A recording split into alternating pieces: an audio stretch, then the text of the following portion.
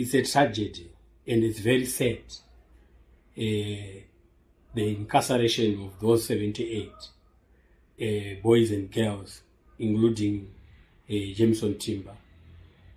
These people were just having a private function regarding the commemoration of a Youth Day at a private residence of Jameson Timber. So the police were not supposed to be notified of this because it was just a private gathering. There was no need of police clearance. It was not a political gathering where it was not a public gathering whereby our laws demands or should prescribe that we should have a police clearance to hold any public gathering or function. There are so many private functions that are being held in houses in so many places in Zimbabwe, even including those of ZAMBIA. They are holding their private functions of more than 100 people, more than 300 people. You don't notify police that I'm going to wait. You just wait, but if you look at a wedding, it will have more than 300, 400 people. No police clearance is required. So why is this different? It is only because it was an opposition political party who were holding their own private gathering. That is why they are being incarcerated. So it's very sad and a tragedy as a country. That is why we are calling for protests in this country. Don't mind about what this other ZANU-PF legislator said about that the government will do what, will send soldiers or send police to those who want to cause anarchy in the country. It's not anarchy. Section 59 of our constitution accepts or it allows us to have demonstrations, to have protests. If there's something that we are not happy with as a country, we can protest. We can show it by protesting. Because we have been trying to write letters, we've been trying to talk to our leaders, but they're not listening. So we can have a protest, a peaceful one, not a violent one. We don't need to be violent. We just want to do it peacefully. Those people who have been arrested, more than 70 people who have been arrested, they were not violent. They were not involved in a violent situation. It is the police who instigated the violence that took place. So why should we arrest them? And why should we continue to detain them? They could have been given on bail. They are not risky, flight risky people. They were just youth who were just celebrating the Youth Day.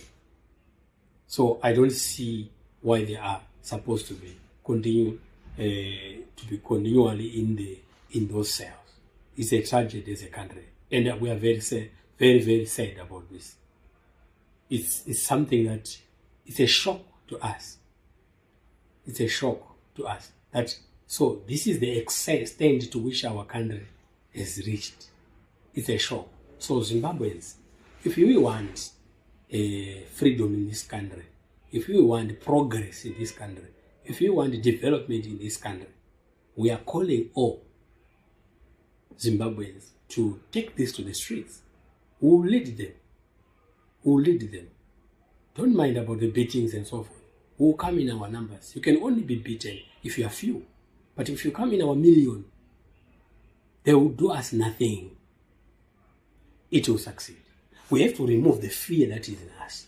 This cowardice that we are holding is taking us to the grave.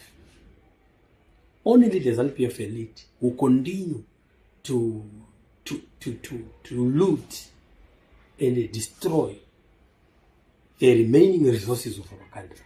They've been doing this since 1980 and they're still doing it. But now, recently, they're doing it at a greater speed. Listen to the Chimombe issue. Listen to the Jivayo issue. Listen to all those corrupt issues that are being circulated on social media, even in courts, even at ZAC. So many of them. You can't know who is who now. The whole bunch of ZANU-PF top class are corrupt people. So, when we say we have to demonstrate, and you are saying it was thwarted. Yes, it was thwarted because it was not well organized. So we are calling that we should well organize ourselves. We come in our numbers. We come in our numbers. When we want to do things of this nature, these protests, these demonstrations, you don't do it in hundreds. Do it in millions. Do it in thousands. In hundreds of thousands. All over the country, let there be demonstrations. Not to cause anarchy, but so that our voice can be heard. When we are doing it, do it peacefully. We know there are some rogue elements that will come and disrupt so that it becomes violent. We all know that.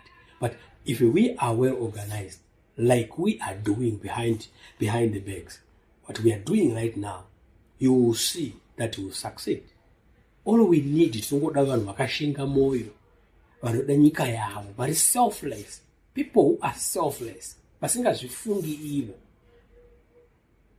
we are led by selfish people, even though those people who were demonstrating, if you check their numbers, if you check all of them, some of them, they were not aware of what they were doing. They were just carried, let's go and demonstrate. So if you are well organized and you know what you want, you share the vision where you want the country to go. If you share it with the people of Zimbabwe, then any protest or demonstration will succeed.